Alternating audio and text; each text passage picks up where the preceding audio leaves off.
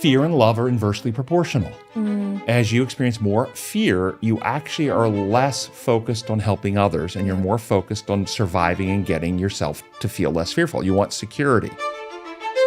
The idea is to create something that you want to keep watching, that you want to come back for to see more, because the more views that they get, the bigger the name, the more money they get. It's a financial system. Have you seen on the media actually promoting not being with your family at holidays if they voted a certain way? Oh, wow. No, I didn't see that. I've talked to people that chose that. They said, oh, I'm not going to go see my family during this holiday season because it's an election year.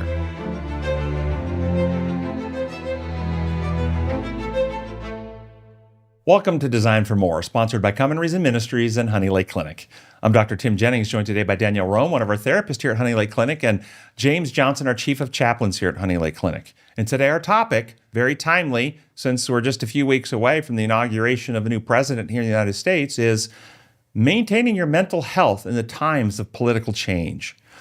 Mental health, maintaining mental well-being, mental health, emotional stability in the times of political change, guys. Yeah. Have you noticed that we're hearing, maybe, I don't want to say outcries, but concern at least, or that some people are distraught, some people are upset, some people are fearful. So what do we have to share with people that wherever they find themselves in this world, whether it's the United States or other places, in times of political change? How do people handle that? Well, just kind of my view on it is God created us for a relationship with Him. He is consistent and constant. So we crave a leader that's constant and consistent. When we experience change of really any kind, it can be distressing, it can be difficult, especially if we're not very secure in God's constants in taking care of us and in relationship with us. So I think a lot of people are going to experience some amount of distress when there's uncertainty. That's huge. I've even seen that on a healthier level with church communities when a pastor is retiring or transitioning and they're getting a new pastor.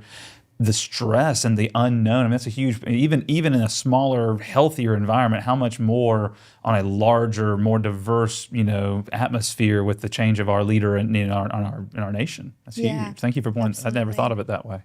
Yeah. Interesting, because what I'm hearing you say, and let me ask if you're saying this. Well, first, do you think that all people in a society, and this is obviously a rhetorical question, but we want to put it out there, experience the same level of distress during political change? No. Mm-hmm. And are there some people, now some people will experience distress because political powers are coming into or going out that are different than how they align. Mm-hmm. But there's some people that don't seem to be distressed either way. Yeah. Is that fair to say too? Yeah. Are there variables, elements, factors that contribute to one's vulnerability to emotional destabilization during these times? Are there factors, elements that contribute to maintaining stability during these times? Yeah. Rather than focusing on specific politics or political parties, I'm interested in helping our audience understand the factors they can bring to bear into their life that can maintain their wellness, or maybe they have that are making them vulnerable. Yeah, what absolutely. Thoughts about that? Yeah, I mean, one factor, and of course it's a very complicated issue, but I think one factor can be how much somebody views their overall safety as being decided upon by a human government. And so, well, I'll just leave it at that. No, that's very fair. Yeah. And so safety is a specific element, and that could be physical safety, it could be financial safety or security, it could be professional, what's going to happen to my career, it could be community, what's going to happen to our community. Yeah. I mean, there's elements, obviously, in the politic landscape or related to, policy changes that could affect your local community. Yeah. Spiritual. There are people that are saying, oh, that this particular party or leader is going to stifle or oppress my ability to practice my beliefs, whatever those beliefs may be. Mm-hmm. Yeah. So liberty issues. I'm going to be free to be my authentic self or practice my religion or my interpersonal relationships. Yeah. And so there's potential what we're describing is, what I hear you describing is one of the principles then we want to explore. Where does a person derive their sense of safety and security? This is a key issue for maintaining mental wellness and resilience in times of change. And that's huge. I mean, I look at it from the spiritual side, but as a therapist, if I were to come in to see you and say, I am feeling in this change, I feel unsafe. I feel like all these dangers are around the corner. What are some tips and tools, perspectives that from the therapeutic side that you would counsel somebody with? Yeah, and I think this is something you mentioned earlier, Dr. Jennings, is let's maybe for a second take away the politics side of things, if this is a political change, and just kind of think about it for a second as a change. And so what are things that we apply to other changes in life to maintain health? That's good. And I think it's important that we're maintaining our own spiritual, our own physical, our own relational health on a smaller scale. So that can even be making sure you're eating healthy, making sure you're exercising, like very basic things make a significant impact on your overall feeling of stability when something around you might feel unstable. So I love this. And let's make this maybe foundational, because I want to maybe move on to the areas that maybe be harder for our patients or our listeners to see. But foundational would be just the healthy routines of life. Yes. Maintain a healthy sleep-wake cycle. The human brain needs, adult brain, 7 to 8 hours of sleep a night. And that's sleeping at night, not day. So to the degree that you can not work a third shift job, you'll be healthier and have more resilience. That's just physiologically true. So healthy sleep-wake cycle, unmedicated sleep, a healthy lifestyle so that you're not putting toxic substances into your body. That actually is drains resilience away. Physiological energy is drained from your system, and inflammatory cascades start that make you less capable of handling other life stressors if you're physiologically draining your energy through various addictions of various kinds. So get in a rehab program and maintain a healthy physiological, healthy nutrition. Very clear that bad energy, lots of high calories devoid of good nutrients injure the body and make us less resilient. So these things, establish healthy physiological practice to maintain exercise routines, and all those very foundational. Regardless of what you have to face, if you maintain your routines, it gives life a certain predictability, a certain structure, and gives you a baseline of health that you can then handle more, let's say, other stressors or weights because you're not already just on the edge all the time. Yep. So that's a great foundational in the time. Maintain your routines. Yep. Okay. And when things are changing, there's a feeling of instability, whether you're moving or you mentioned a pastor leaving. There's a feeling of being unstable. Something's moving. And so these things that make us feel more grounded, anchored, so, capable in our bodies and minds, and then also anchored in our relationship with Christ, anchored in his consistency and unchanging. Well, this is an important thing when times of political change. How much have you placed your sense of self, your identity, your heart, who you are, your sense of security in the political landscape of where you live, city, state, country, so forth, versus something else? For instance, I came to some awareness of this when I started traveling internationally. When I started traveling internationally, I was very aware and conscious of being a law-abiding traveler in some other country. I didn't want to break their laws, but I could care less about their politics. I didn't care who was running for office. I didn't care if they were going to make this legal or that legal or what. I could care less. If they want to do that in their country, fine. I am in this country, but I'm not of this country. Does the Bible have something that suggests something like that? Absolutely. Doesn't it say we are supposed to be in the world, but not of the world? We're citizens of heaven. Absolutely. Yeah. Okay, and this is where I think a great breakdown for most people happen. They have formed an identity associated with their earthly citizenship, and they haven't actually reoriented their identity to be citizens of heaven, that they're now in this world, but their true citizenship is in heaven. And many two people get caught up where their identity, their sense of well-being, and they're caught up in the landscapes of political swings and this, that, and the other thing. You follow what I'm saying? Absolutely. Yeah. And that's a pretty key ideological thing. We toss words around that sometimes get intermingled. There's a difference between being a patriot and loving your country and being, supportive of it, and nationalism, where you get all of this identity tied into who's in power, what policies and procedures are in place. And if those things go away, everything's falling apart, as opposed to, like you said, saying, oh, no, I've got a higher calling, a higher citizenship than just this world. And that changes even just saying that in my own body changes the way I feel. That stress just kind of in that moment, just saying it changes things. So it's huge. No, that's, and being a patriot, when you say patriot, that is that term applied only to U.S. citizens? No. So could a jihadist extremist be a patriot? Well, I mean, in a sense, yes. To their patriotism of whatever they value, or their nation, or whatever, if they have a country that, you feel where I'm going with this? I am, yeah. I guess that's why I was trying to make a distinction between saying, I'm proud of the country I'm from, I'm proud of the culture I'm a part of, but if things change, I'm still the same. Okay. So what I want, this is where really important, because I know you're still in the military, in the reserves. Yes. And I served 8 years in the U.S. Army, and got out, after many years as a major, and I was very proud of my time. I'm very proud of the American flag waving. I had grown up with lots of patriotism. Okay. But what I said a moment ago was something I've had to journey through. My identity for a while was derived, I'm an American. More so than I was a citizen of heaven. Right.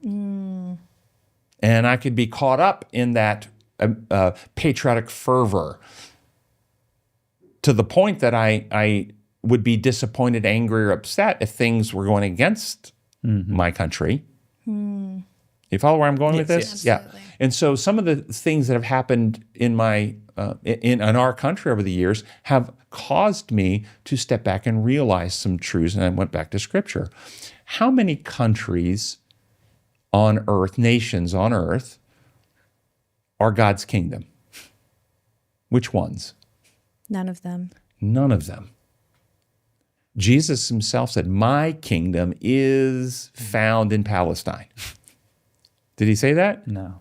No, my kingdom's not of this earth. It's not of this world. And the reason is all of the kingdoms of the world, every single one of them, operate on made-up rules using external enforcement to punish rule breakers. Coercive power, all of them. Every single one. God's kingdom is a kingdom of truth, love, and freedom. Yep. And it operates in the heart. And you can't win loyalty, love, friendship, trust, trustworthiness by external means and threatenings of punishments. So God's kingdom. So I recognize, as patriotic as I am, the United States is not God's kingdom. That's right. However, this is where I love what you said, and I want to unpack it for our audience. What I'm truly patriotic about and love about America are two foundational principles upon which it was founded that are a part of God's kingdom, the principles of religious and civil liberty. Those principles I can be patriotic about. I want to protect liberty. I want to protect the freedom of hearts and minds of people. And to the degree the United States as a human government seeks to protect those liberties, I can be proud of that. To the degree, at times and places where it has, and it maybe will again, coerce people's consciences, interfere. We saw that over COVID. People were not left free. We saw restrictions on freedom of speech, freedom of assembly, freedom of worship. Lots of freedoms were encroached upon during that time. Those were not godly principles being practiced. That's right. And so while I love the foundational principles written into our Constitution, Yeah. and I'm proud of that, I'm not proud of any time any organization, and I don't want to identify with any organization that will violate those principles. That's right. Yep. And so to the degree that I hadn't made that separation in my own life, I was experiencing that emotional distress, that angst, that anger, and that makes me vulnerable then to maybe be caught up with certain political parties or something. I don't want that either. Yep.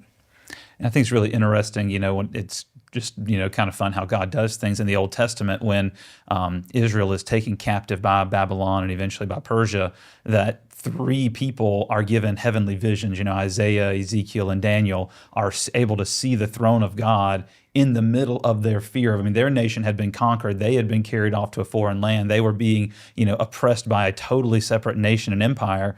But they were given the knowledge and the understanding that God is ultimately in control, and it gave them that word to share with all the other people. And that's really cool that when we do that, we can bring that peace and comfort to others too. So let me follow up with you on that. The book of Daniel talks about Daniel, Shadrach, Meshach, and Abednego primarily, those four. Do we believe that in their captivity, these were princes of Israel, that they maintained their mental well-being during not just the conquering of their nation, but they're taken away as captives? Do we believe they maintain their well-being? The evidence points to it. Yeah. Then what did they do? How could they maintain their well-being in the face of basic, indentured servanthood, if not full slavery? They eventually were put in positions of authority, so they earned some trust. But how could they do that? Even their name was changed. Yes. A lot of what we could see as earthly identity was taken from them. We don't even refer to them as Hananiah, Azariah, and Mishael. Right. We refer to them by their changed names. Yeah. Nobody knows who those Except people Daniel. We don't call him Belteshazzar. are, which is interesting. Yeah, it is interesting. But, even... Because the book was named after him. That's right. But we even see with those four guys, specifically with Daniel, what you mentioned, he maintained those rhythms and those routines that when they tried to change the diet, he said, no, we're gonna keep the same diet. We're gonna keep our same eating habits. We're gonna keep, even when he was being, persecuted by the other, magistrates of the Babylonian Empire and Persian Empire, that when they came and found him to, under, King Darius to try to, get him in trouble, it said that they found him praying 3 times a day, just as he had always done. Yep. And I love that when you said, that's what came to mind when you said keep those rhythms, that even with the rhythm of our faith of saying political things change. So let's follow up on this, because you're right.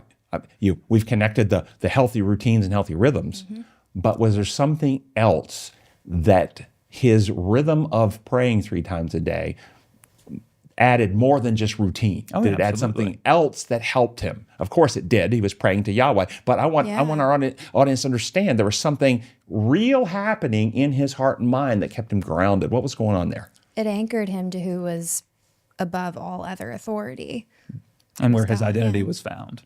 Yes, it did. And is there a law involved in that?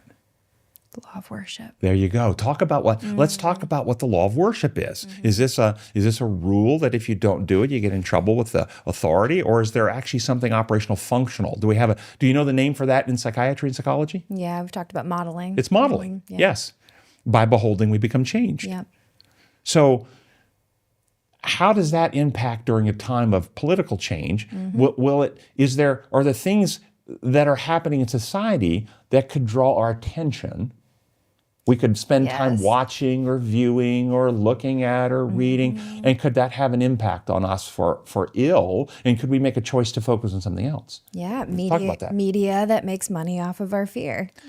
And that was one of the weird things. Like, I was a kid that grew up in a small town, so maybe y'all didn't experience this, but we got the news twice a day. It was in the morning and in the evening. That was all we got. But now, if you turn on any streaming service, it's every time you come back from a commercial break, it's breaking news alerts. Like, they're just trying to keep you on the edge of your seat, and I'm sure that just keeps you from changing the channel. Yeah. So let's talk about that.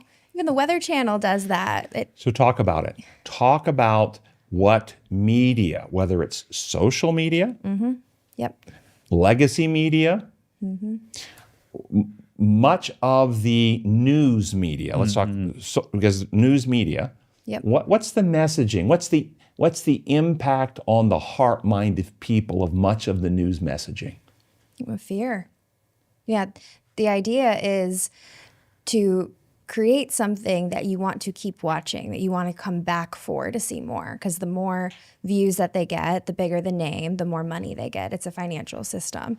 And so that's where we get the cliffhangers, right? The like, stay tuned or come back to see what actually happened or what's going to happen. And it's a lot of even the language. If you just listen to like a minute of a clip and pick out the words that were used, they're very inflammatory. Even, I have, learning about seeing the weather, there will even be words like catastrophic, devastating, to describe a hurricane that is still pretty far away. And it could be those things, and it has been those things, but the language is really, really extreme. And the goal there, again, is to incite both excitement and fear. And then engagement and connection. And so, so what I want people to understand is you watch a bunch of that, you begin activating in your brain your fear pathways. Yes.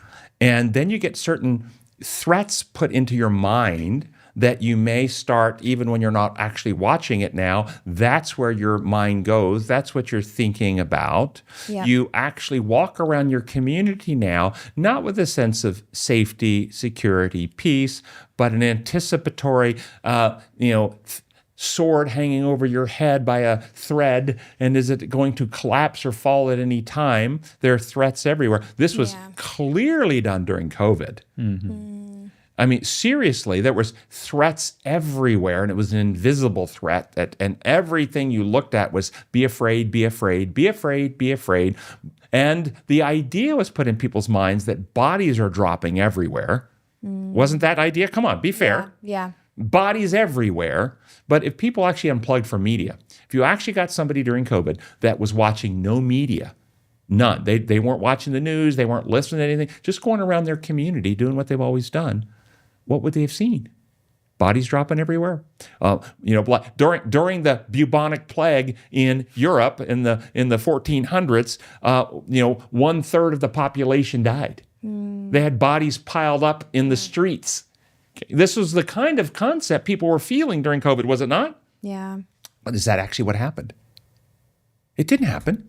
I'm not saying nobody died. Yeah. I'm just saying there was a magnification. There were not piles of bodies in the Yes, streets. this is my point. Yes. And if you were unplugging from the screen and just experiencing your actual community, you might have gone, why is everybody wearing these masks all the time? And so it ties back to the law of worship, but what you focus on and admire changes who you are from the inside out. Right. And this causes neurobiologic change, physiologic change, relational change. What does fear do? Does fear bring people together? No. So we're talking political change. In times of political change, will there be lots of messaging that is designed to cause certain segments of our society to fear the other party or other segments of our society? Mm-hmm. Do we see division happening in society during intense political battles? Yeah, division, and not just fear of governing source, but fear of people, fear of other people in your community, not knowing what they think or what they believe. Have we seen in the last few weeks in America families divided? Yeah. Have you seen on the media certain voices actually promoting not being with your family at holidays if they voted a certain way? Oh, wow. No, I didn't see that. I've talked to people that chose that. They said, I'm not going to go see my family during this holiday season because it's an election year. And they were choosing to do that with the idea of is creating peace. And maybe it did, but it certainly created fracture. What I want to talk about is not who voted left. It's not about left or right. No. It's about, we're talking about how do you maintain mental wellness during times of political change. Yes.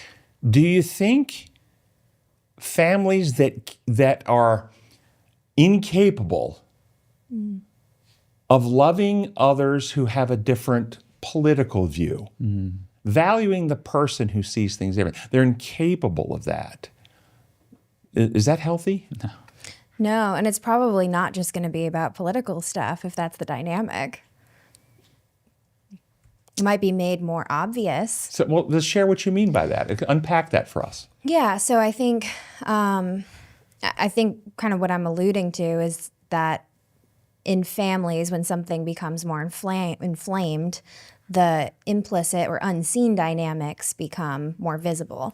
And so if there's going to be that degree of But what are the whatever factors that are causing the division? Yeah. And, I threw the word out there, love. Yeah, absolutely. Lack of love, lack of willingness to have differences, lack of willingness to even have a conversation and explore. So, and we're people's talking views, about one of yeah. the things, I think we've been talking about how fear is being played. Yeah. When people become fearful, I'll just say it, fear and love are inversely proportional. As you experience more fear, you actually are less focused on helping others, and you're more focused on surviving and getting yourself to feel less fearful. You want security. Yes. And as the fear goes up, you're willing to sacrifice others more to make yourself feel safe. Yep. As you love others more and you really love them, like a mother loves her child, she will sacrifice herself to save her child. Yes. You're not concerned with self anymore. They're inversely proportional. Neurobiologically, we know this is true. When your love circuits are active, they calm down your fear circuits. So fear will always it be the root of division in societies, whereas love will be the motive of unity in society. In the military, we don't use the word love, we use the word morale and cohesion.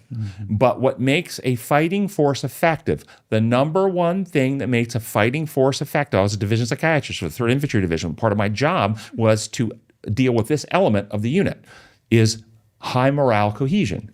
And that's what some would describe as the bonds of brotherhood. Okay, we are brothers. We love each other. We have each other's back. We know each other. We have the nonverbal stuff that we know each other. So the cohesion and the morale, the stronger that is, the more effective that unit is at killing other people. Is that not right? Oh, absolutely. And the more fractured they are, the less effective. So wars are always prosecuted successfully by the units that have the most love for each other. Did you know that? That's interesting because I would think that killing people is not very loving, but that's No, you're correct. It's not. But this is how our world can be corrupted, because you cannot actually succeed in doing anything without the principles of God at work. The principles of the enemy always destroy. Yeah. And so to the degree that a unit is successful, they have within that unit cohesion, and they will put themselves in harm's way for their brother. Will they not? Absolutely. And that's self-sacrificial love in operation. Yeah. Well, and you say it so well that we have power over what we believe, but what we believe has power over us.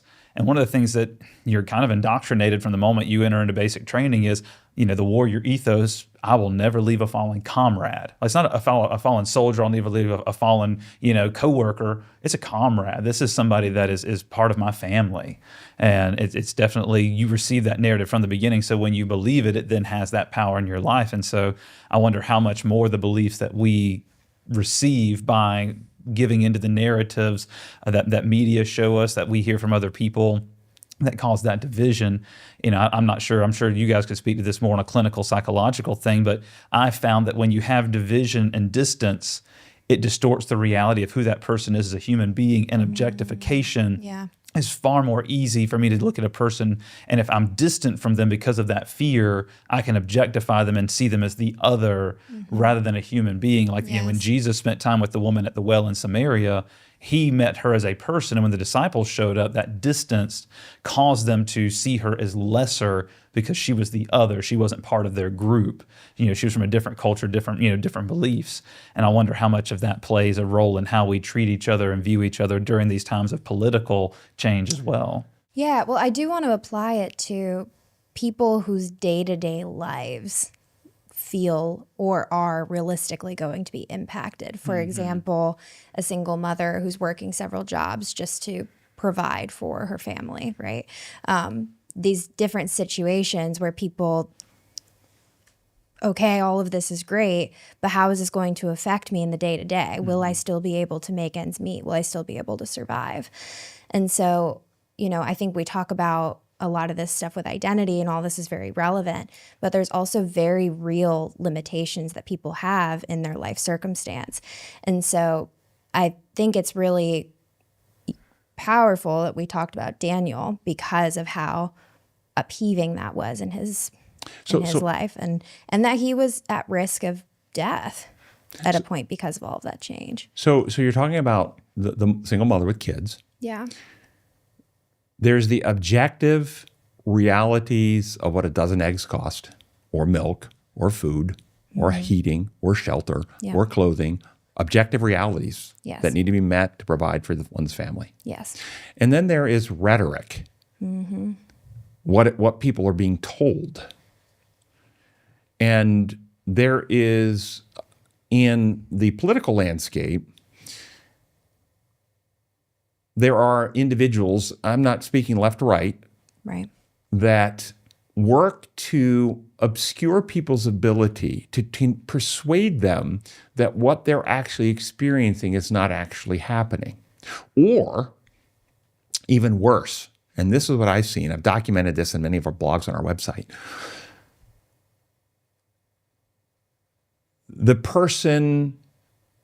how some political parties work to gain power is to instigate the problem that you're suffering under and then offer themselves a solution to the problem that they created. Yeah. And even worse is to then create legislation labeled to do one thing that actually causes the other thing. Right. And this is where looking and this is what I try to teach people to do. Come and Reason Ministries is designed to teach people to reason and critically examine and learn to discern the difference between objective reality, facts, evidence, what's actually happening, and opinion, propaganda, statements, and differentiate those things. Learn how to see through what is happening and understanding how the principles of health actually work. So the stories in the scripture, we find people during the time of King Ahab and Elijah, there's political upheaval going on. Ahab is leading, because of his wife Jezebel, queen of Baal, leading the nation in Baal worship, 450 prophets of Baal, corrupting all of the Yahweh worship. And God, of course, calls Elijah to confront all that. Baal is the god of thunder and the god of weather. So one way God deals with false gods is to show their impotence or powerlessness. And so this is why 3.5 years of no rain. There won't be any rain. Okay, because you're worshiping the God you claim. Well, pray to him, see what happens. There's not going to be no rain. Yahweh is the one who is the creator. No rain for 3.5 years.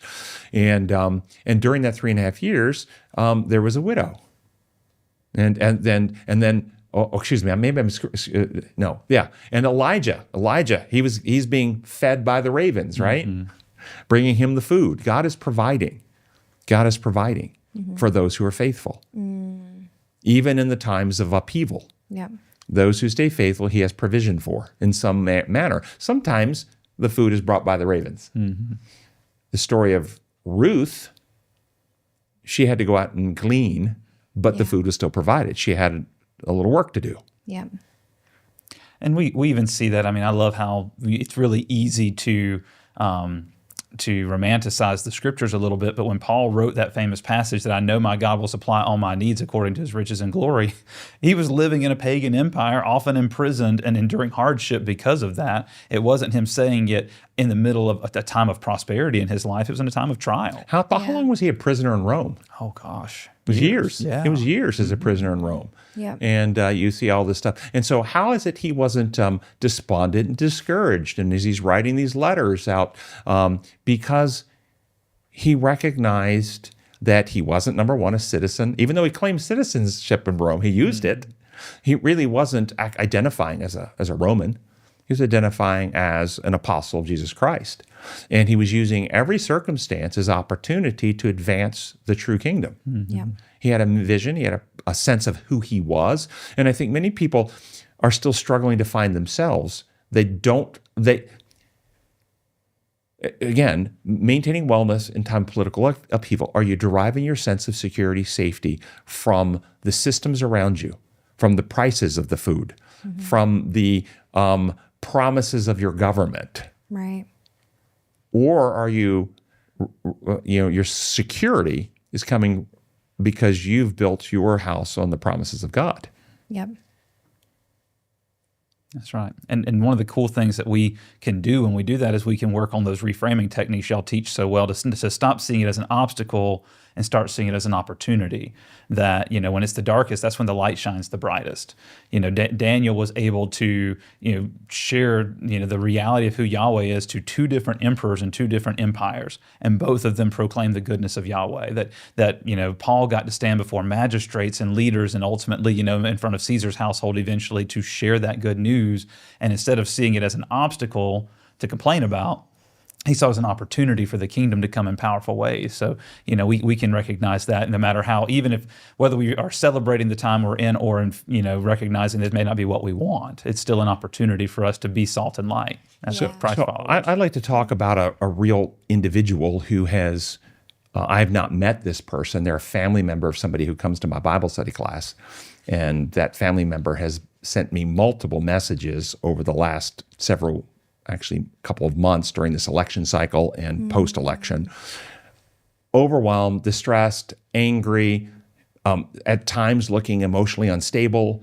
In my view, really struggling with lots of emotional distress because of the way this election went. Yeah. And these long messages outline a long list of they're describing her view and what she believes, but they're actually a long list of assertions and allegations and accusations that the media has put out there about the person who won the election, but are diametrically opposed by the evidence of the actions taken.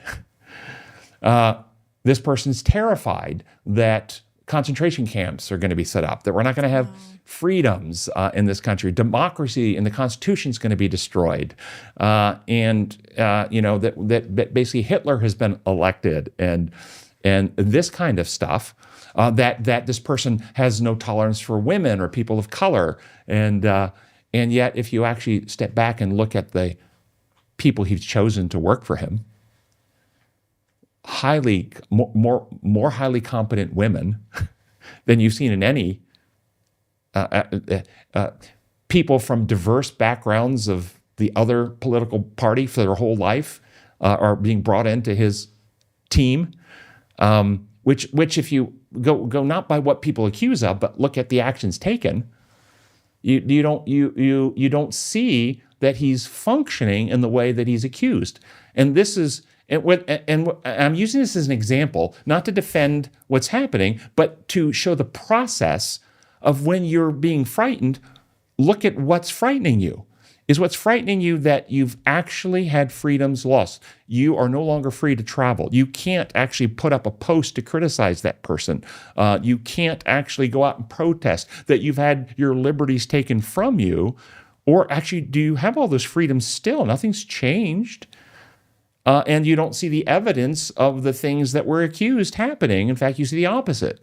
I'm asking people to stop. I'm afraid, from what? From what you've been told or from what's actually happening? I'm just suggesting there are political forces that like to divide because that then gives them a platform to seek power. Yes, absolutely. Okay? Yep. And we want to resist that. Where resilience comes, where we actually, no, we want to build a faith community with Jesus Christ at the center, where we practice his principles and how we love others, and we want to understand them and give them freedom to have a different perspective, and we can still love them anyway. Yeah. Yeah, Yes, makes perfect I sense. agree, yeah. Anything else you want to share? So foundational routines, healthy lifestyle, don't buy into the propaganda, think for yourself, seek to understand people, give them freedom to have their own perspectives. Yeah. Make your focus on heaven and God, his kingdom. Recognize we're citizens of another kingdom and we're just passing through. Anything else? Yeah, that things change, but we do have a constant, which is God. And so anchoring yourself in that instead of getting caught up in unpredictability. Absolutely. Yeah. I wish, I'm trying to remember who said it, but in one of our therapy sessions, I was sitting in with the groups, they were saying that, the only thing in life you can really control is yourself. And so if that's all I can control, then I need to do the best I can with what I have to focus on how I love God and love people and trust that He's going to take care of the rest. And then your emotional question that connects what you just said about the only person who controls yourself. Last fruit of the Holy Spirit is self-control. And we only are really successfully controlling ourselves as we're submitted to Jesus Christ and experience the empowering of the Holy Spirit. Amen. If you try to control yourself without Jesus Christ and the empowering of the Holy Spirit, you will ultimately lose control. Yeah. Is that not fair to say? Absolutely. Yeah. So I love that. And so the emotional unstable person seeks stability through the healthy routines and through the relationship with Jesus Christ and trusting God with outcomes. You started talking about trust earlier as well. That's good. Yeah. Well, thank you for joining us today. We hope that in this time of political change here in America or wherever you are, that you will keep your focus on Christ and that you will make those healthy routines part of your daily journey, regardless of who is in political power. Your health and welfare is up to you and the choices that you're making for your life. And we hope that you'll join us again next time. If you have questions, send those in to questions@designformore.net, questions@designformore.net, and we'll see you next time. Thank you for joining us on Designed for More, brought to you by Come and Reason Ministries and Honey Lake Clinic. Also, don't forget to check out our other podcasts for more inspiring content.